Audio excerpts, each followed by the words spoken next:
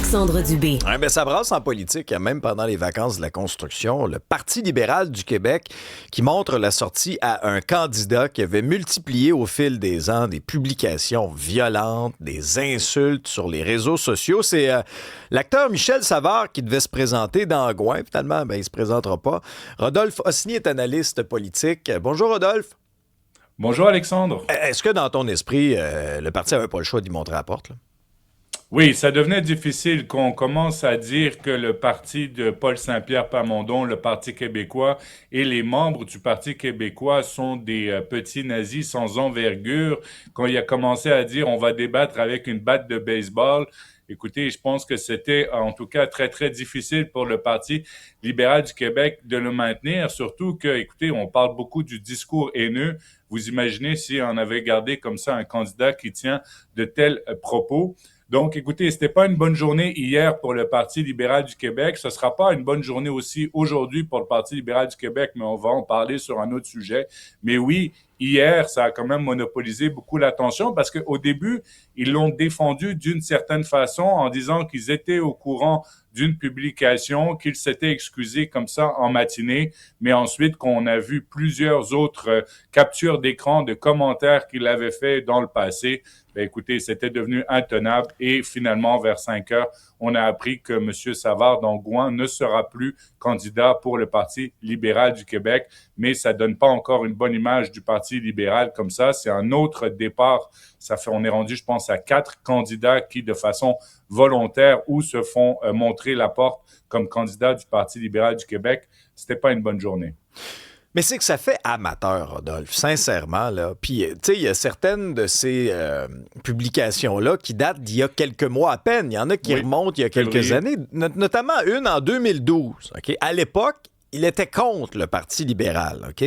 Et dans le journal, on peut lire qu'il tenait des propos inquiétants faisant allusion à un jeu vidéo violent dans lequel le personnage principal se promène armé, tue des gens, considérait les libéraux aussi en 2014 comme dangereux. Puis là, tu lis ses explications. Lui, il dit « Pendant la dernière année, j'ai entrepris une réflexion profonde sur ma façon de débattre.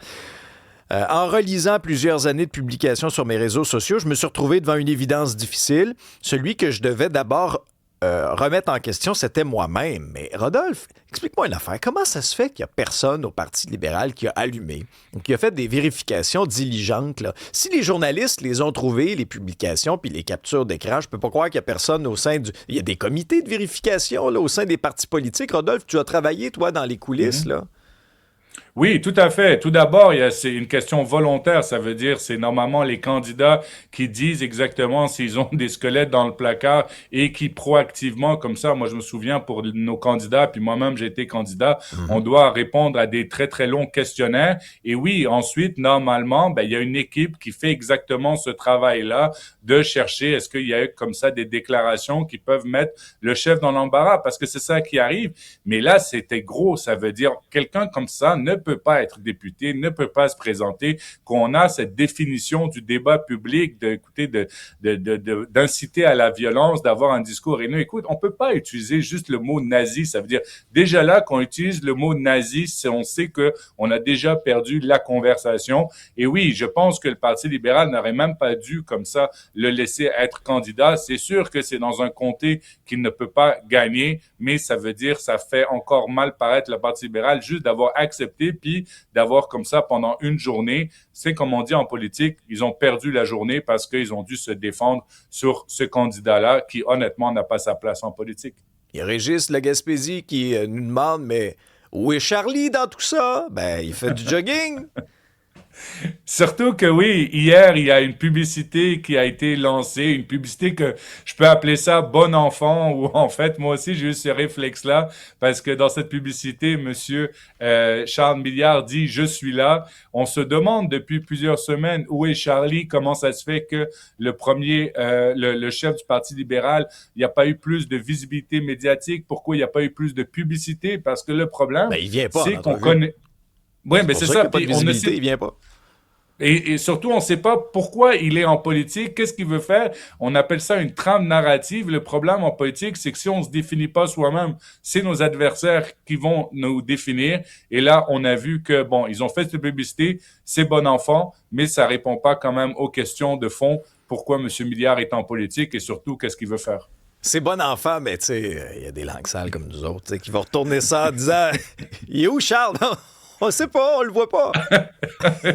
Exactement. C'est comme un peu deux négatifs font pas un positif en politique, mais bon, on va voir. Surtout que Alexandre, on vient de voir encore une nouvelle aujourd'hui de dernière heure. Ça va être une mauvaise journée encore oui. une fois pour le Parti libéral parce qu'on vient de parler de Michel Savard. Il y a une autre personne et là on reparle d'un sujet qui fait très mal au Parti libéral du Québec, les fameux brownies, avec une ex-candidate qui a été candidate pour le Parti libéral dans la région de Laval et on apprend aujourd'hui que le parti n'a pas accepté sa candidature, mais c'était une organisatrice de Charles Milliard, de la campagne de Charles Milliard.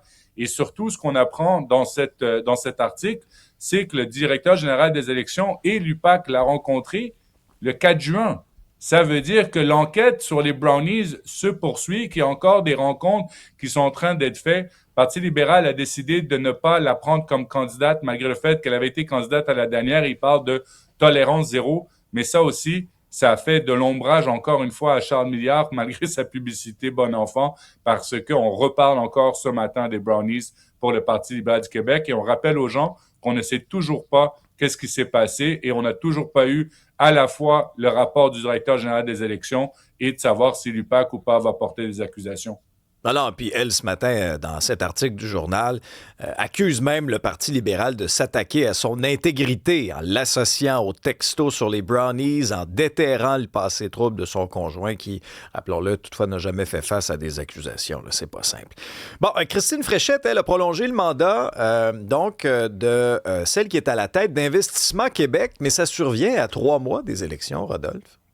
Oui, j'ai un petit malaise quand j'ai vu cet Ouais. article dans le Journal de Montréal que la présidente d'Investissement Québec, son mandat ne vient à échéance qu'en janvier 2027. On sait qu'il y aura bien évidemment une élection au mois d'octobre et la CAQ a décidé comme ça dans son dernier Conseil des ministres de confirmer son mandat pour un second mandat. Moi, j'ai un malaise parce que normalement, c'est la prérogative d'un gouvernement de nommer les hauts dirigeants des sociétés d'État, surtout qu'on sait qu'il va y avoir une élection. Il n'y avait pas d'urgence. Ça aurait pu être reconfirmé si c'était la CAQ qui gagnait au mois d'octobre ou un autre parti. Il faut laisser un tout petit peu les mains libres au gouvernement quand il y aura une nouvelle élection de eux-mêmes choisir ses dirigeants. Ça ne veut pas dire qu'elle n'aurait pas été renommée, mais je trouve que j'aime pas cette façon de faire. Je trouve que la CAQ, elle a poussé le bouchon trop loin comme ça en liant les mains d'un futur gouvernement après une élection avec la dirigeante d'Investissement Québec. Et je ne porte aucun jugement sur la présidente elle-même.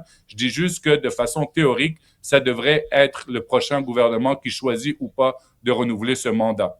Bon, et puisqu'on parle de Mme Fréchette, le Rodolphe, c'est toujours le Conseil de la Fédération à Charlottetown. Et ce qui va marquer la journée, c'est l'entrée en scène en présentiel du premier ministre Mark Carney.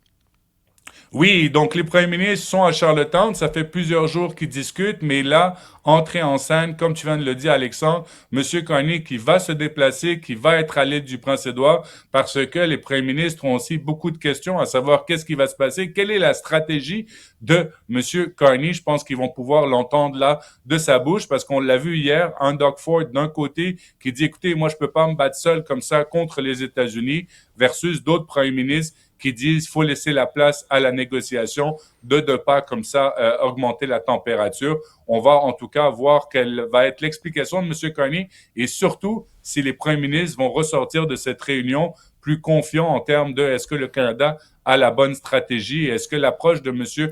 Carney est la bonne. Ça va être intéressant de savoir aujourd'hui. C'est la dernière journée du Conseil de la Fédération à Charlottetown. Mais Rodolphe, moi, je comprends quand même la volonté de Mark Carney d'être l'adulte dans la pièce, d'être celui qui va garder son calme face à l'intimidateur, au bully de la cour d'école Donald Trump. OK, ça, je le comprends, mais je suis vraiment tanné de constater des reculs. Regarde l'accord là, sur le pont Gordie Howe, là, hein, dont on a reporté l'ouverture, parce que là, l'entente n'était pas assez bonne aux yeux des Américains. C'est un pont qu'on a payé, Rodolphe. OK? Les Canadiens l'ont payé. Les Américains n'ont pas mis une scène là-dedans. Mais pendant 15 ans, on va leur donner 50% des revenus de péage du pont. Fait que ça, c'est un recul. Il y a eu le recul sur la taxe du numérique. Puis là, pendant ce temps-là, tu as le bon Doug Ford qui, lui, là, nous ramène encore une fois ses menaces de fermer le breaker pour mettre de la pression sur le gouvernement américain. On se souviendra ce que ça avait donné la dernière fois. Ce sera pas facile à gérer pour Mark Carney aujourd'hui, là, ces déchirements-là. Oui, mais M. Carney doit faire attention parce que tu viens de parler du pont Gordie Howe.